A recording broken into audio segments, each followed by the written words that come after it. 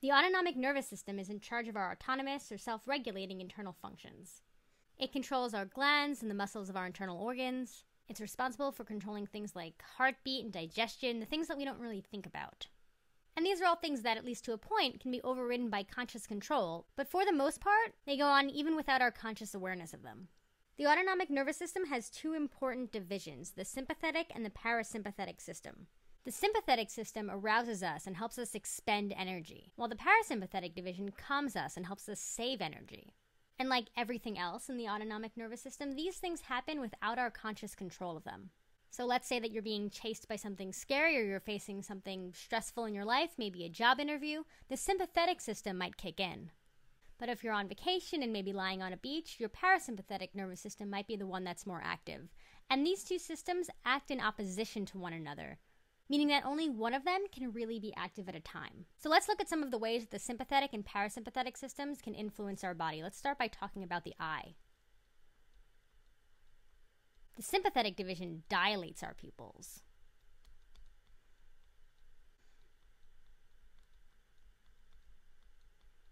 While our parasympathetic division contracts our pupils.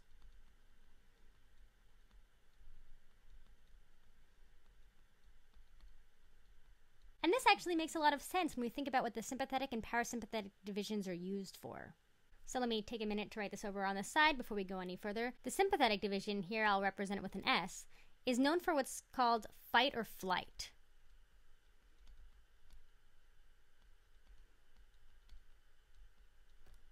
While the parasympathetic division is known for rest or digest.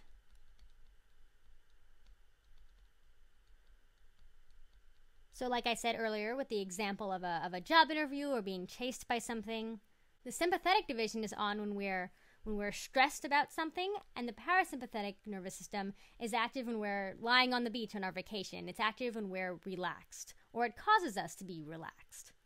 So in this case, we notice that when the sympathetic division is activated, our pupils are dilated, which means that they would allow for more light in, which might allow us to notice more about our surroundings. However, it takes energy to dilate our pupils.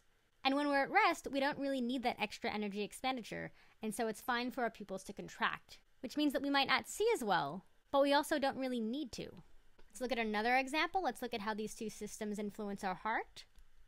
Well, the sympathetic division increases our heart rate, and you can probably figure out what this does for our parasympathetic division.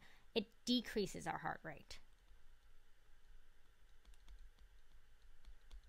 So the sympathetic division increases or accelerates our heartbeat, while our parasympathetic division slows our heartbeat. And again, this makes sense when we think about fight or flight or rest or digest, because in cases where we're running away from something scary, we want our heart rate to increase so that we can pump more blood to all of our muscles, so that we can get more oxygen to the muscles that might need them in case we need to make a quick getaway. But again, that's something that takes a lot of energy. And so when we're not faced with any immediate stressors, we would want our heart rate to be slowed down so that we can conserve that energy. Let's move on. Let's look at our stomach. And you might think, following these patterns, that you would see increased stomach activity for the sympathetic division and decreased stomach activity for the parasympathetic division, but that's actually the opposite of what we would see. Think about how the parasympathetic nervous system is known for rest or digest. So in this case, the parasympathetic nervous system stimulates digestion, while the sympathetic division slows or inhibits digestion. And why might this be? Well, when you're running away from a large bear, you really don't want to use your body's energy for digesting food. No, instead, you would like your body's energy to go to increasing your heart rate so that you can make a faster getaway. Digestion is something that we're free to spend energy on when we're relaxed. Related to this, let's talk about how the sympathetic and parasympathetic divisions can influence our bladder. Well, the sympathetic division relaxes our bladder, while the parasympathetic division allows it to contract. And what does this mean? Well, simply put, when we're sitting around and just digesting our food, it would be really easy for us to go and use the bathroom. But the last thing we would want when we're being chased by that bear is to have to urinate. So the sympathetic division encourages us to spend energy on things that we might need to escape a scary situation. So things like increasing our pupil dilation or increasing our heart rate. while the parasympathetic division encourages us to expend energy on things like eating and waste removal, the very things that we would not want to be thinking about if we're being chased by something scary. The sympathetic and parasympathetic divisions also influence some of the glands in our body. So for example, we can think about the adrenal glands. And these are the glands that are located above our kidneys. And the sympathetic division encourages our adrenal glands to release adrenaline, or epinephrine, which is a hormone that is associated with the fight or flight response. And the adrenaline helps to increase the rest of the things we see with sympathetic activation. So the sympathetic and parasympathetic divisions are sections of our nervous system, so the responses are fast-acting and immediate. However, adrenaline is a hormone, which means that it's released into the bloodstream and has to travel all around your body. However, when it gets to the places in your body that have receptors for it, it can have an effect.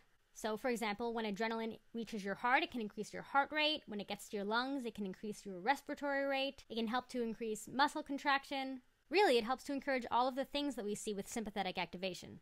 However, because it's a hormone, its effects last longer than the effects that we would get by the nervous system alone.